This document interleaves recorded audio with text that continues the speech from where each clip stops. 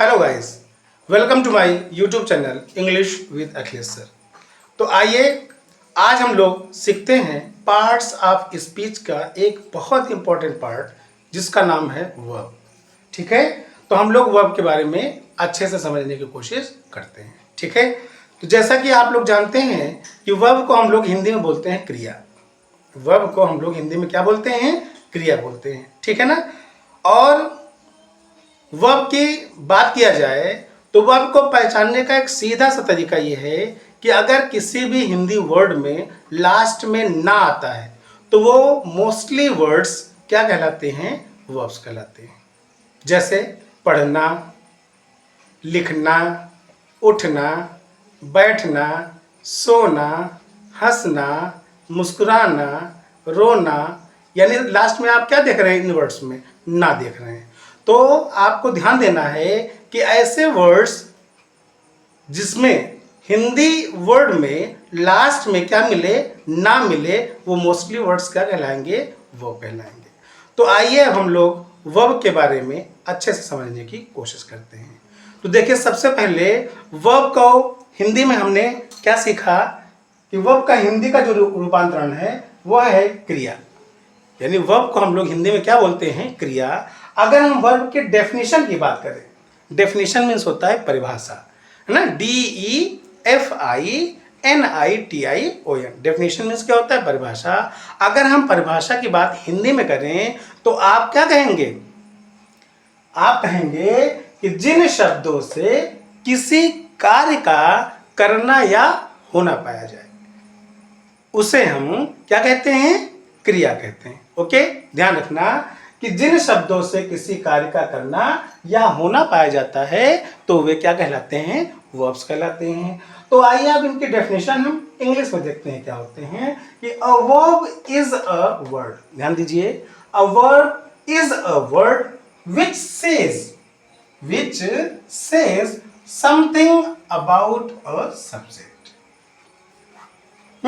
यानी ऐसा वर्ब जो क्या करता है? वो कुछ ना कुछ सब्जेक्ट के बारे में बताता है। ठीक है ना। ऐसा शब्द जो सब्जेक्ट के बारे में कुछ बताता हो, ऐसे वर्ड्स को हम लोग क्या कहते हैं? ऐसे वर्ड्स को हम लोग वर्ब कहते हैं। ओके, चलिए अब आगे देखते हैं। यहां पर क्या लिखा हुआ है कि the verb shows an action, यानी जो क्रियाएं होती हैं वो एक एक्शन को शो करते हैं। एक्शन मीन्स क्या होता है? कार्य। ठीक है ना। एक्शन को शो करते हैं कि सब्जेक्ट कौन सा कार्य कर रहा है। जैसे एग्जांपल में हम कह दे राम जाता है, राम जाता है, तो जाता है में जाना, जाना से क्या बना? जाता है बन गया। ठीक है ना। तो राम जाता है में जो वर्ब है वो क्या है? जाता है कि नहीं? वह पढ़ता है, मैं सोता हूं। ठीक है ना, जो प्रेजेंट डेफिनिट टेंस में होते हैं। अच्छा, अभी आपको जब टेंस पढ़ाएंगे तब आपको अच्छे समझ में आएगा ही, लेकिन अभी हम बात कर रहे हैं केवल वर्ब की। ठीक है ना। तो अभी हमने क्या सीखा? The verb shows an action, जो वर्ब होता है वो एक एक्शन को दिखाता है। ठीक, देखिए नीचे क्या लिखा हुआ है? Verbs are called doing words. जो वर्ब्स होते हैं इन्हें हम क्या कहते हैं? इन्हें हम डूइंग वर्ड्स भी कहते हैं, है ना। डूइंग वर्ड्स, है ना। नेक्स्ट वर्ड क्या है आपका? A verb is the part of speech. Verb क्या होता है भाई? वर्ब होता है एक part of speech that tells, जो बताता है। क्या बताता है? अस मीन्स हमें what the subject is doing, कि सब्जेक्ट क्या कर रहा है, सब्जेक्ट क्या कर रहा है ना। दे आर एक्शन वर्ड्स, और वो होते क्या हैं? Action words. अभी आपने बार बार देखा है ना, action words. The verb shows an action, यहां पर भी लिखता है दे आर एक्शन वर्ड्स। ठीक है ना। तो बार बार आपको बताने की जरूरत नहीं है, बस एक बार आप समझिए कि in the last of Hindi word, Hindi word के लास्ट में आप क्या देखेंगे? ना देखेंगे। और जैसे ही आपको ना मिल जाएगा तो आप समझ जाना कि ये वर्ड्स क्या हैं? आपके वर्ब हैं। तो बहुत जरूरी है वर्ब को पहचानना, क्योंकि वर्ब के बिना हमारा सेंटेंस नहीं बन सकता है। क्योंकि वर्ब क्या कहलाती है? किसी सेंटेंस की आत्मा कहलाती है। जैसे किसी मनुष्य के शरीर से आत्मा निकाल दिया जाए तो वह शरीर क्या हो जाता है, बेकार हो जाता है। उसी तरीके से अगर किसी सेंटेंसेस से वर्ब को निकाल दिया जाए तो वो वर्ब बन ही नहीं सकता है। ठीक है ना, समझ गए कि नहीं समझ गए? या आप ऐसा भी कह सकते हो कि सेंटेंस, कोई भी सेंटेंस है, अगर सेंटेंस में जो वर्ब है वो वर्ब एक इंजन का काम करती है ना। जैसे भाई कोई भी आप बाइक चलाएं या अदर ट्रेन बस कुछ भी चलाएं, अगर उसमें इंजन ना हो तो क्या वो चल पाएगी? क्या चल पाएगा? नहीं चल पाएगा। तो इसका मतलब क्या हुआ कि वर्ब भी सेंटेंस में एक इंपॉर्टेंट रोल प्ले करते हैं। ओके, चलिए अब देखते हैं हम कि एक्शन वर्ड्स होते क्या क्या है। जैसे देखिए यहाँ पर हमने बताया कि एक्शन वर्ड में कैसे काम करते हैं। जैसे a physical action, a physical action. आप फिजिकल एक्शन मतलब समझ गए आप, शारीरिक एक्शन। फिजिकल वर्ब का मतलब क्या हुआ? शारीरिक एक्शन। अब शारीरिक एक्शन में आप देखिए ध्यान से क्या क्या लिखा हुआ है। लिखा हुआ है to run, to swim, to play, to write etcetera. ठीक है ना। अब भाई जब आप दौड़ेंगे यानी दौड़ना, तो दौड़ना कैसा एक्टिविटी है आप बता दीजिए भाई। तो फिजिकल है या नहीं है? तो रन को हम क्या कहेंगे? फिजिकल एक्शन बोलेंगे। इसी तरह स्विम, स्विम मीन्स क्या होता है? तैरना। अब तैरना कैसा वर्ड है भाई? फिजिकल एक्शन वाला वर्ड है। ठीक। प्ले मीन्स खेलना। अब खेलेंगे तो आप शरीर से ही ना, तो ये भी आपका क्या हो गया? फिजिकल वर्ड हो गया, है ना, फिजिकल एक्शन हो गया। राइट मीन्स क्या होता है? लिखना। ये भी आप हाथ से लिखेंगे यानी फिजिकल एक्शन, ये भी हो गया। अच्छा, टू क्यों लगा हुआ है? क्योंकि वर्ब के पहले हम लोग टू लगाते हैं, है ना। चलिए, तो इतनी बात आपको समझ में आ गई। यानी ये सब सारे के सारे वर्ड्स क्या हो गए आपके? फिजिकल एक्शन कहलाते हैं। Now the next is a mental action. Mental मतलब समझ गए ना, है कि नहीं, यानी दिमाग वाले। तो ऐसे कौन से वर्ड्स हो गए भाई जो मेंटल एक्शन कहलाते हैं, ना। देखिए मेंटल एक्शन में कौन कौन से वर्ड्स आते हैं। जैसे टू थिंक। अब थिंक कहां से करेंगे आप? जी हाँ, मेंटल। इमेजिन यानी कल्पना करना। थिंक मीन्स सोचना, इमेजिन मीन्स कल्पना करना। रिमेंबर मीन्स होता है याद करना। गेस मीन्स होता है अनुमान लगाना। ये सारे के सारे काम किसके हैं? दिमाग के हैं भाई। तो इसको हम कैसा वर्ड बोलेंगे? मेंटल एक्शन वर्ड बोलेंगे। समझ गए ना? मेंटल एक्शन वर्ड बोलेंगे। Now the next is state of being. State of being. अब बीइंग मतलब क्या होता है? होना, है ना। और स्टेट मीन्स क्या होता है? स्थिति, यानी किसी स्थिति का होना भाई। कैसे? डू मीन्स क्या होता है? वो डू मीन्स करना, ये स्टेट को शो करता है। डज, है ना, state of being. Did, is, am, are, was, were. अच्छा, यहां पर भी सब कॉमा ही होना चाहिए था, है ना, ऑब्जेक्ट लग गया यहां पर। तो डू क्या है आपका? डू आप स्टेट ऑफ बीइंग शो करता है। Does state of being show करता है। Did state of being show करता है ना। इस तरीके से इज, एम, आर, वाज, वर, ये सब भी क्या शो करते हैं? स्टेट ऑफ बीइंग को शो करते हैं। ठीक। तो पुनः आप समझने की कोशिश करिए। अगर हम आपसे बात करें कि भाई वर्ब्स क्या होते हैं, तो आप कहेंगे कि जिन शब्दों से किसी कार्य का करना या होना पाया जाता है उसे हम क्या कहते हैं? उन्हें हम वर्ब्स कहते हैं। क्लियर?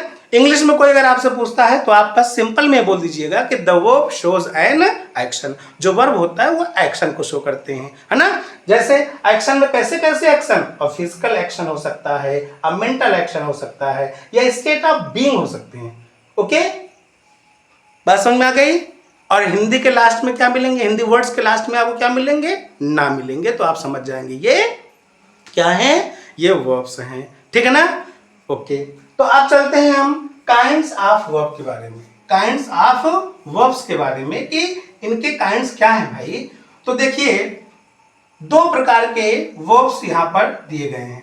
पहला है आपका फुल वर्ब और दूसरा है आपका हेल्पिंग वर्ब। ध्यान दीजिएगा, there are only two kinds of the verb. केवल दो ही काइंड्स हैं आपका। पहला क्या है आपका? फुल वर्ब, और सेकंड क्या है आपका? Helping verb. लेकिन ध्यान देना है कि फुल वर्ब के कुछ अन्य नाम भी हैं। यानी फुल वर्ब्स को हम किन किन नामों से जानते हैं? तो फुल वर्ब्स को हम लोग मेन वर्ब बोलते हैं, प्रिंसिपल वर्ब बोलते हैं, और तो और लेक्सिकल वर्ब्स भी बोलते हैं। ठीक। तो आप एक बार रिमाइंड फिर से करिए, क्या क्या बोलते हैं भाई फुल वर्ब को? Full verb, main verb, principal verb या लेक्सिकल वर्ब। क्लियर? एक बार फिर से बता दीजिए आप, full verb, main verb, principal verb और लेक्सिकल वर्ब। इसको बार बार आप रिपीट करिए, ये एक ही चीजें हैं। इनको चाहे फुल वर्ब बोलिए, चाहे मेन वर्ब बोलिए, चाहे प्रिंसिपल वर्ब बोलिए या फिर लेक्सिकल वर्ब बोलिए। ठीक है ना? ठीक, यानी जो बेस वर्ब होते हैं उन्हें ही हम full verb, main verb, principal verb या लेक्सिकल वर्ब कहते हैं। जैसे हम क्या कहते हैं, गो। अब गो मीन्स क्या होता है, जाना। ये गो क्या है आपका, यही है आपका मेन वर्ब। ठीक है ना? प्ले, प्ले मीन्स क्या होता है भाई, प्ले मीन्स खेलना होता है। तो प्ले क्या हो गया आपका, जी हाँ, मेन वर्ब हो गया। अगर हम कहते हैं लाफ, LAUGH, लाफ मीन्स क्या होता है, हंसना। तो लाफ क्या हो गया आपका, ये भी हो गया main verb. Weep, weep means क्या होता है, रोना। देखिए सब में क्या आ रहा है, गो मीन्स जाना, ना आया। प्ले मीन्स खेलना, ना आया। लाफ मीन्स हंसना, ना आया। वीप मीन्स रोना, ना आया। तो यानी ये सब के सब वर्ड्स क्या कहलाएंगे, आपके वर्ब कहलाएंगे। और कैसे वर्ब कहलाएंगे, इसी को हम कहते हैं full verb, main verb, principal verb और लेक्सिकल वर्ब। देखिए अब सेकंड नंबर क्या है आपका, सेकंड नंबर है आपका हेल्पिंग वर्ब। हेल्पिंग वर्ब को हम लोग क्या बोलते हैं, हेल्पिंग वर्ब को हम लोग बोलते हैं सपोर्टिंग वर्ब।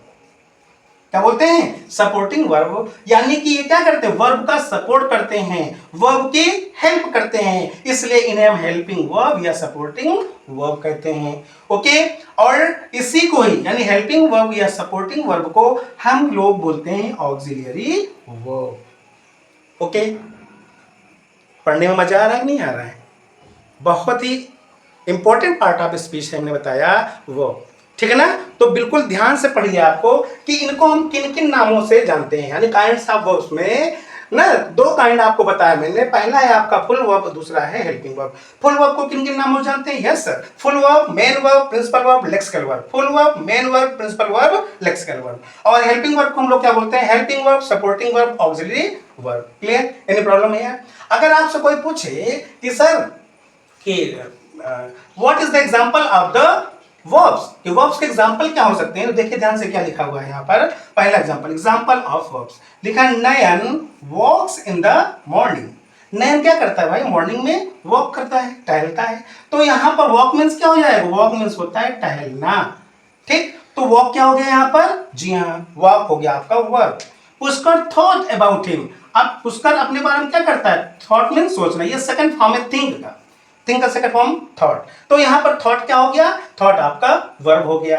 अगर हम कहें she is a good girl, तो यहां पर देखिए इज मींस क्या होता है, अगर देखिए यहीं पर इज के आगे अगर कोई वर्ब लगा होता, इस के आगे कोई वर्ब लगता तो इस क्या करता, उस वर्ब की हेल्प कर रहा होता, इसलिए उस कंडीशन में इज हो जाता है हेल्पिंग वर्ब। लेकिन इसके आगे कोई भी वर्ब नहीं है, इसलिए यहां पर ये इज क्या है आपका full verb, main verb, principal verb या लेक्सिकल वर्ब है। ओके, इस तरीके से I have a goat, I have a गोट। ठीक, यहां पर हैव क्या है आपका, तो हैव आपका क्या है, वर्ब है, क्योंकि आगे किसी कोई वर्ब है नहीं है। अगर आगे कोई वर्ब होता तो ये हेल्पिंग वर्ब हो जाता है, लेकिन आगे कोई वर्ब ना होने की वजह से ये खुद ही क्या बन गया, आपका मेन वर्ब या प्रिंसिपल वर्ब बन गया।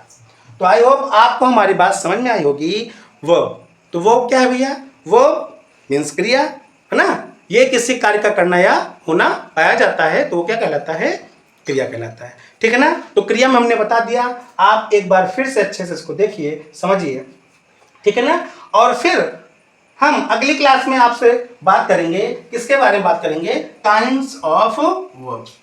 ठीक है ना? काइंड्स ऑफ वर्ब्स में हम सीखेंगे अबाउट फुल वर्ब और हेल्पिंग वर्ब। ओके, तो it's very important to know about the verb, okay, to all the students, because it is the main part of the speech, है ना, ये main part of the parts of speech. Okay, so please read all the things very carefully. I just try to understand. Okay, तो यहां तक की class आपको अच्छे समझ में आई होगी। अब हम सीखते हैं आगे kinds of verb. Okay, so just kinds of verb में हम पिछले क्लास में ही सीख चुके हैं कि वर्ब के जो काइंड्स होते हैं वो दो होते हैं। कौन कौन से, एक है लेक्सिकल वर्ब और दूसरा ऑक्सिलरी वर्ब। इनके अलग अलग नाम भी हम आपको बता चुके हैं। ओके, तो अब हम वन बाय वन जो काइंड्स हैं उनके बारे में स्टडी करेंगे। देखिए यहाँ पर क्या लिखा हुआ है, लेक्सिकल वर्ब, ठीक है ना। तो सबसे पहले हम लेक्सिकल वर्ब के जो पार्ट्स हैं उनके बारे में जानकारी लेंगे। ओके, तो पहला जो वर्ब है लेक्सिकल वर्ब में, पहला है आपका transitive verb. Transitive verb means होता है सकर्मक क्रिया। ओके, दूसरा है आपका इंट्रांजिटिव वर्ब।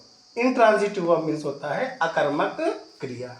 तीसरा होता है आपका dynamic verb. Dynamic verb means होता है गतिशील क्रिया। ओके, नेक्स्ट है आपका स्टैटिव वर्ब। स्टैटिव वर्ब मीन्स होता है स्थिति सूचक क्रिया।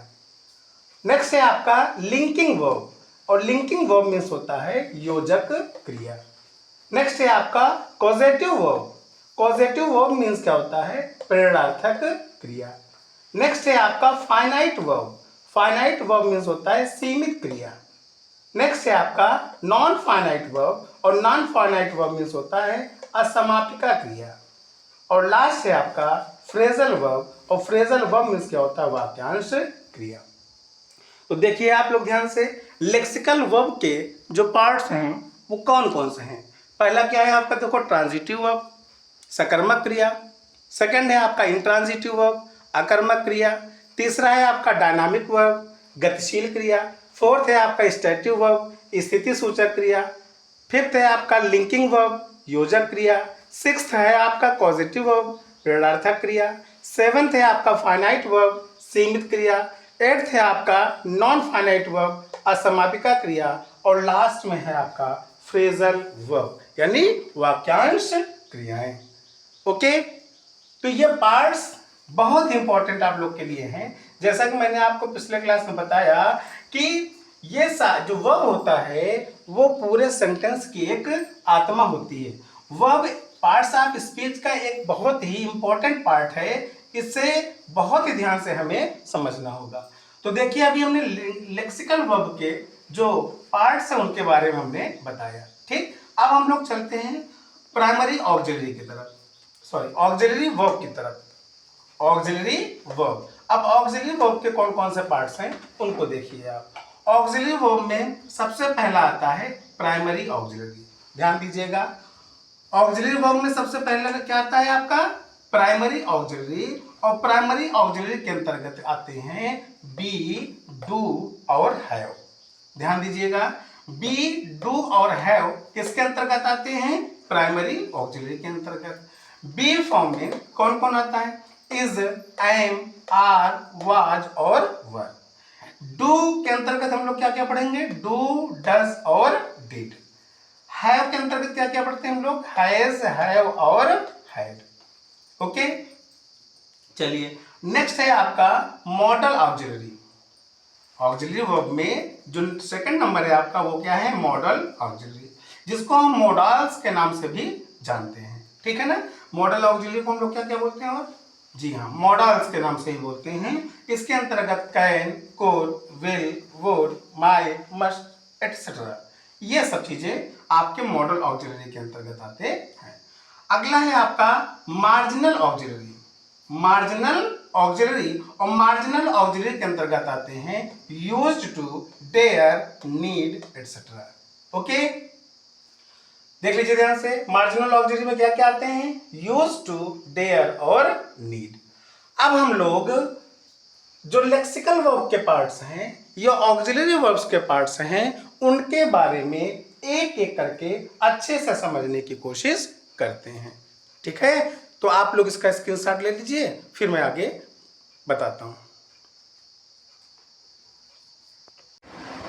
तो आइए अब हम लोग सीखते हैं लेक्सिकल वर्ब के बारे में। ओके, तो लेक्सिकल वर्ब को और किन किन नामों से जाना जाता है मैंने आपको बता दिया है, अब आप उसको रिमाइंड करें। ओके, तो देखिए लेक्सिकल वर्ब में पहला है आपका ट्रांजिटिव वर्ब, जिसको हम हिंदी में कहते हैं सकर्मक क्रिया। ओके, तो सकर्मक क्रिया क्या होते हैं, इनको ध्यान से आप लोग समझने का प्रयास करें। देखिए लिखा हुआ है, और transitive verb is an action verb. A transitive verb is an action verb, ठीक है। दैट रिक्वायर्स, जो रिक्वायर करता है किसका, one or more direct object to complete its meaning, okay. यानी एक जो सकर्मक क्रिया होता है वो क्या होता है, एक एक्शन वर्ब होता है, एक एक्शन वर्ब होता है जो रिक्वायर करता है किसकी, एक या एक से अधिक डायरेक्ट ऑब्जेक्ट की, है ना। और किस लिए रिक्वायर करता है, टू कंप्लीट इट्स मीनिंग, यानी इसकी मीनिंग को पूर्ण करने के लिए, ठीक। अब क्वेश्चन ये राइज होता है कि ये डायरेक्ट ऑब्जेक्ट होते क्या हैं, डायरेक्ट ऑब्जेक्ट होते क्या हैं। तो डायरेक्ट ऑब्जेक्ट क्या होते हैं कि द नाउन, प्रोनाउन और फ्रेज रिसीविंग द एक्शन, ये क्या करते हैं, एक एक्शन को रिसीव करते हैं, है ना। कौन कौन, नाउन, प्रोनाउन और फ्रेज, ठीक। तो ध्यान देना है आपको कि डायरेक्ट ऑब्जेक्ट की पहचान कैसे करेंगे आप, क्वेश्चन व्हाट और whom, व्हाट और whom का क्वेश्चन करके आप डायरेक्ट ऑब्जेक्ट को फाइंड आउट कर सकते हैं, ठीक है ना। जैसे अब देखिए ध्यान से, एक सेंटेंस पैटर्न क्या है, सबसे पहले हम लोग ट्रांजिटिव वर्ब में क्या लिखते हैं, सब्जेक्ट। अब सब्जेक्ट आपको पता ही है, सब्जेक्ट कहते हैं जिसके द्वारा कार्य को किया जाता है, जिसके द्वारा कार्य को किया जाता है उसे हम क्या कहते हैं, सब्जेक्ट, है ना। जैसे आई हो गया, वी हो गया, यू हो गया, दे हो गया, ही हो गया, शी हो गया, इट हो गया, या फिर कोई भी ऐसे वर्ड्स, है ना, जो सब्जेक्ट के काम करते हैं, जैसे मम्मी, पापा, दीदी, हैं, या फिर आप कह सकते हो अंकल, आंट, ये सब क्या है, ये सब भी सब्जेक्ट के काम करते हैं, है ना। ये रिलेशन हो सकते हैं, आपके रिलेशन में कोई आ जाए तो भी सब्जेक्ट के काम करते हैं। तो देखिए, तो सबसे पहले आप किसका यूज करेंगे सेंटेंस पैटर्न में, सब्जेक्ट लाते हैं, फिर क्या लाएंगे आप, ट्रांजिटिव वर्ब, और उसके बाद डायरेक्ट ऑब्जेक्ट। और डायरेक्ट ऑब्जेक्ट की पहचान हमने बता दिया, कैसे करेंगे आप, व्हाट या whom से आप प्रश्न करके डायरेक्ट ऑब्जेक्ट का पता लगा सकते हैं। एग्जाम्पल देखिए आपको और अभी अच्छे समझ में आ जाएगा। जैसे लिखा है he kicked the ball, he kicked the ball, उसने बॉल को क्या किया, किक किया, ठीक। अब आप अगर डायरेक्ट ऑब्जेक्ट फाइंड आउट करना चाहते हैं तो किसका यूज करेंगे आप, व्हाट या whom का। अगर हम आपसे कहें कि वो उसने क्या किक किया, उसने क्या किक किया, तो आप कहोगे सर उसने बॉल को किक किया, है कि नहीं। क्या से हमको जवाब क्या मिल गया, द बॉल। इसी तरीके से अगर हम कहते she reads the book, she reads the book, okay. अगर हम कहते हैं कि वह किताब पढ़ती है, अब आप क्वेश्चन करेंगे कि वह क्या पढ़ता है या वह क्या पढ़ती है, तो आपका जवाब होगा द बॉल। तो यहाँ इन दोनों सेंटेंसेस में द बॉल क्या है आपका, डायरेक्ट ऑब्जेक्ट है, द बुक क्या है आपका, डायरेक्ट ऑब्जेक्ट है। तो आई होप आपको इतनी बातें अच्छे से समझ में आ गई होंगी। अच्छा, इसका हम पैसिव वॉइस बनाते हैं तो ऑब्जेक्ट को पहले ले आते हैं। जैसे हमने क्या बनाया कि द बॉल को हम पहले ले आते हैं, द बॉल, और ये पास्ट टेंस में है तो पास्ट टेंस की ऑब्जेक्ट लगाते हैं, वॉज, आगे क्या हो जाएगा, किक, है ना। सिंगुलर के साथ वॉज लगाएंगे पास्ट टेंस में, तो the ball was kicked. Second sentence का जो पैसिव वॉइस बन जाएगा, द बुक, अब ये प्रेजेंट टेंस में है तो इज एमआर का यूज करते हैं, तो द बुक इज, और ये रीड्स का थर्ड फॉर्म क्या हो जाएगा, रेड, क्योंकि पैसिव वॉइस में हम लोग थर्ड फॉर्म का ही यूज करते हैं, ओके, वर्ब की थर्ड फॉर्म का ही यूज करते हैं। तो अब देखिए, इतना ही आपको ध्यान समझना है कि ट्रांजिटिव वर्ब ऐसे होते हैं जिसमें जरूरत किसकी होती है, किसकी जरूरत होती है, कर्म की जरूरत होती है, यानी ऑब्जेक्ट की जरूरत होती है। नाम से ही लग रहा है सकर्मक, यानी जिसमें कर्म हो, है ना, जिसमें कर्म हो उसे हम क्या कहते हैं, सकर्मक, ओके। और जिसमें कर्म ना हो उसे हम क्या कहते हैं, अकर्मक, ठीक है ना। यानी जिसमें ऑब्जेक्ट ना हो उसे इनट्रांजिटिव, और जिसमें ऑब्जेक्ट हो उन्हें हम ट्रांजिटिव वर्ब कहते हैं। तो सेकंड नंबर है आपका इनट्रांजिटिव वर्ब, यानी अकर्मक क्रिया। तो नाम से क्या हो गया आपका, अ मींस नहीं, है ना, यानी जिसमें कर्म ना हो उसे हम क्या कहते हैं, अकर्मक क्रिया या इनट्रांजिटिव वर्ब, ठीक है। तो अब ये होते क्या है intransitive verb, an intransitive verb is an action, an intransitive verb is an action verb, यानी ये भी एक्शन वर्ब होते हैं। खूब अच्छे से एक्शन वर्ब के बारे में पढ़ाया मैंने आपको, है ना। That does not take a direct object, जो डायरेक्ट ऑब्जेक्ट को नहीं लेते हैं या डायरेक्ट ऑब्जेक्ट का यूज जिसमें नहीं होता है, उन्हें हम लोग क्या कहते हैं, इंट्रांजिटिव वर्ब कहते हैं। देखिए भाई एग्जाम्पल से आपको समझ में आ जाएगा। जैसे पहला एग्जाम्पल है आपका द बेबी स्लेप्ट। अब बेबी भाई क्या कर चुकी है, स्लेप्ट मीन्स पास्ट टेंस का है, सो गई, तो बेबी क्या हो गई, सो गई थी, ठीक है। अच्छा सो गई थी, अच्छी बात। अब क्या इसका जवाब वर्ड से मिल रहा है,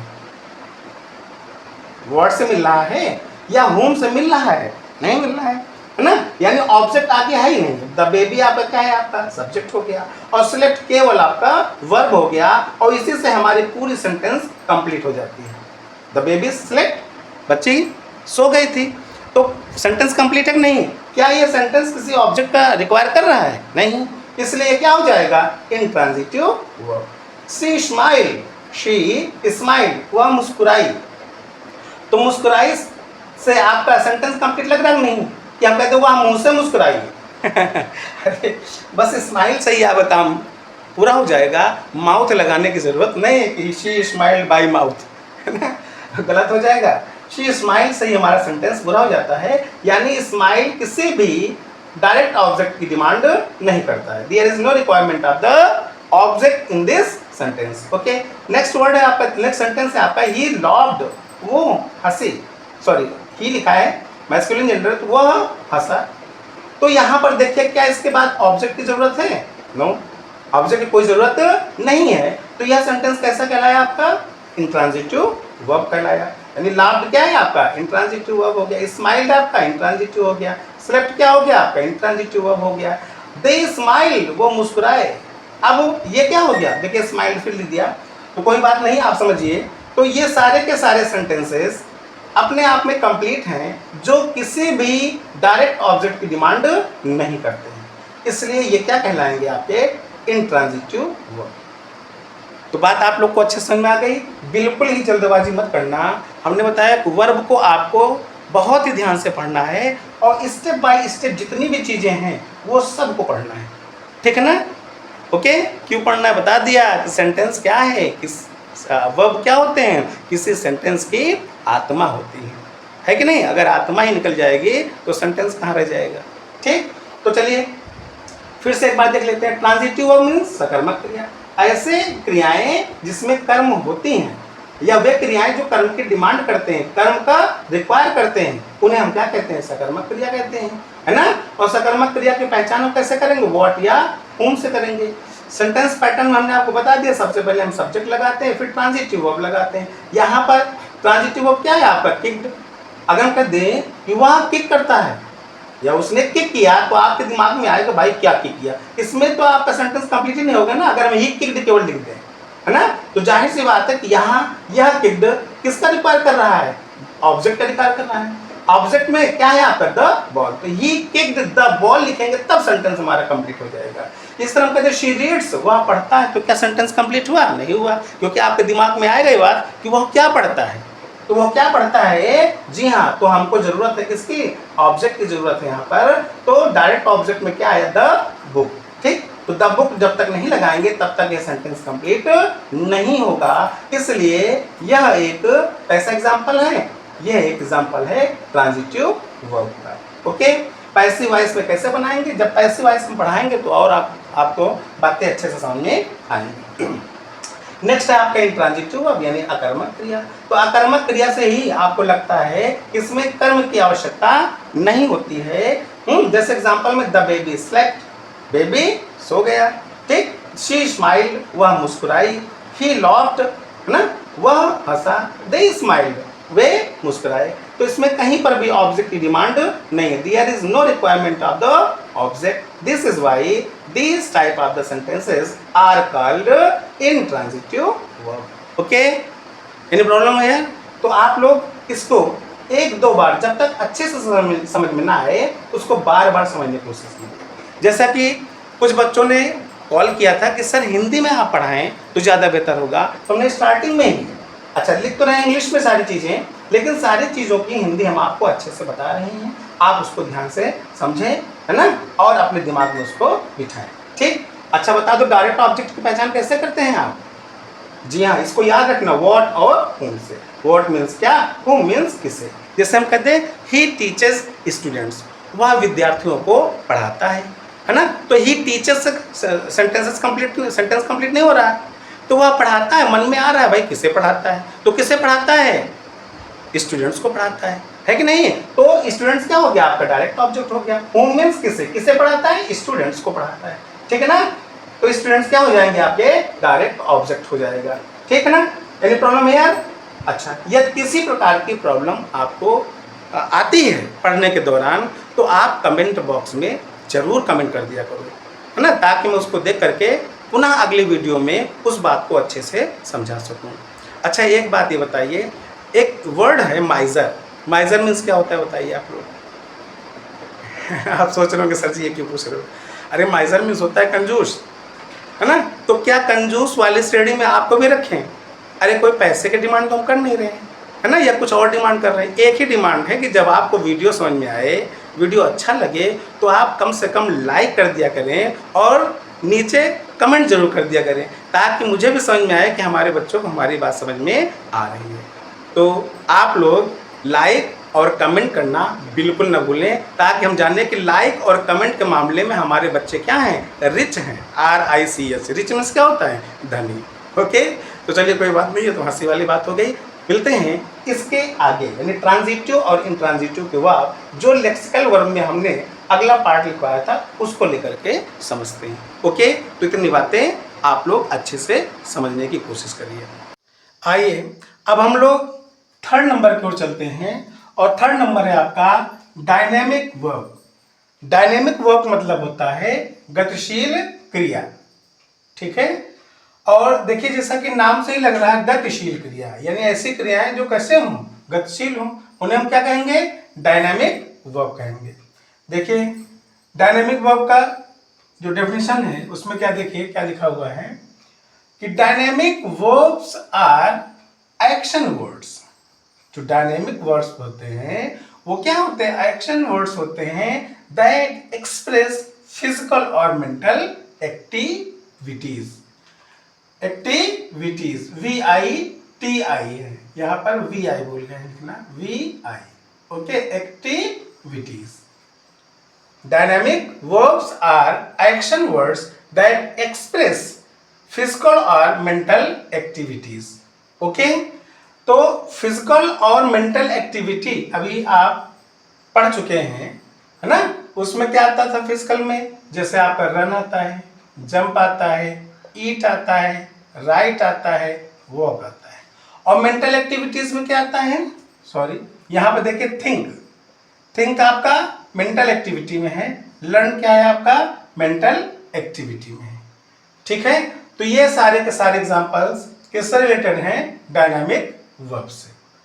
now the next is स्टैटिव verb. स्टैटिव verb, और स्टैटिव वर्ब को हम लोग बोलते हैं स्थिति सूचक क्रिया, ठीक। अब इसके बारे में देखते क्या कहना है कि स्टैटिव verbs describe a state of being, a feeling or a perception rather than a physical action.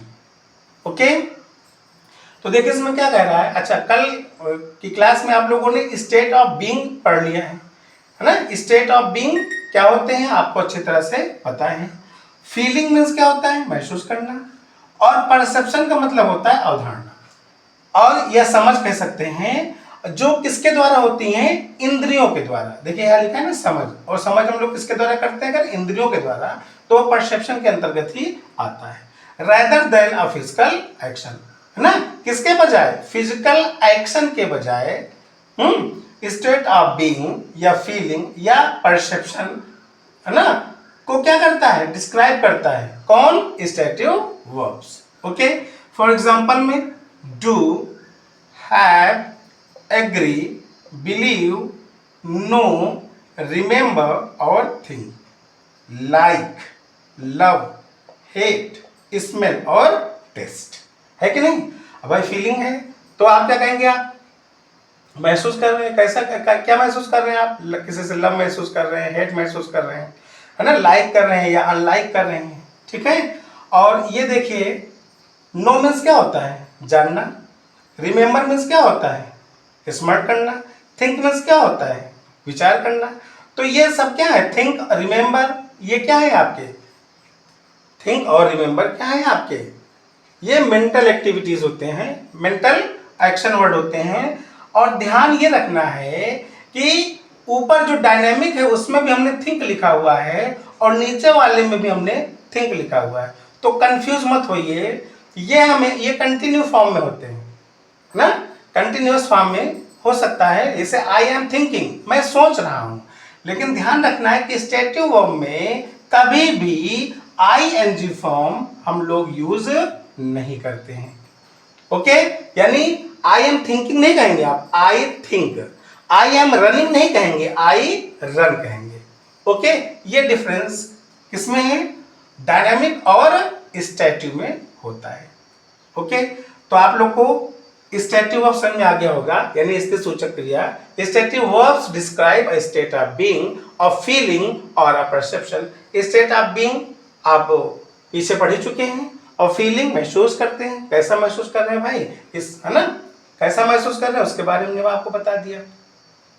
Perception जो इंद्रियों के द्वारा होता है, इंद्रियों के द्वारा क्या होते हैं, तो आप भाई स्मेल करते हो, टेस्ट करते हो, है ना, ये सब इंद्रियों के द्वारा ही होता है ना। और नेक्स्ट नंबर है आपका लिंकिंग वर्ब, नाम से ही लग रहा है योजक क्रिया। तो योजक क्रियाएं क्या होती है, a linking verb connects the subject of a sentence to a noun, pronoun और एडजेक्टिव दैट आइडेंटिफाइज और डिस्क्राइब्स द सब्जेक्ट। ओके, तो लिंकिंग वर्ब क्या होता है, a linking verb connects the subject of a sentence to a noun, pronoun or adjective। देख रहे हो नहीं देख रहे हो, है ना, that identifies और describes the subject। क्या करता है वो, आइडेंटिफाई करता है या वो डिस्क्राइब करता है, किसका, सब्जेक्ट का ही। जैसे आप एग्जांपल देखिए तो समझ में आ जाएगा। जैसे हम कहते हैं she is a doctor, she is a doctor, भाई शी क्या है, शी मीन्स वह, और डॉक्टर समझ ही रहे हो आप। तो शी और डॉक्टर को कनेक्ट करने का काम कौन कर रहा है, इज कर रहा है। तो यहाँ इस क्या है आपका linking verb. The flowers are sweet, तो देखिए यहाँ पर द फ्लावर्स है और ये एडजेक्टिव हो गया भाई, विशेषता बतला रहा है कि फ्लावर्स कैसे हैं। लेकिन दोनों को जो जोड़ने का काम कर रहा है वो कौन कर रहा है, आर कर रहा है। तो आर क्या है आपका linking verb. He was my favourite teacher, तो he was my favourite teacher, तो इन दोनों को जोड़ने का काम कौन कर रहा है, वाज कर रहा है ना। तो इज, आर और वाज ये सब आपके क्या कहलाएंगे, लिंकिंग वर्ब कहलाएंगे। ओके, तो आप लोग को मेरी बात समझ में आ रही होगी। देखिए थर्ड नंबर आपका डायनेमिक वर्ब, गतिशील क्रिया, फोर्थ नंबर स्टैटिव वर्ब और फिफ्थ नंबर लिंकिंग वर्ब। यदि इनमें से कोई चीज ऐसी हो जो आपको समझ में नहीं आ रही है तो आप लोग कमेंट बॉक्स में जरूर लिख दीजिएगा, ताकि उस नंबर को हम अलग स्पेशली आपको पढ़ा सकें।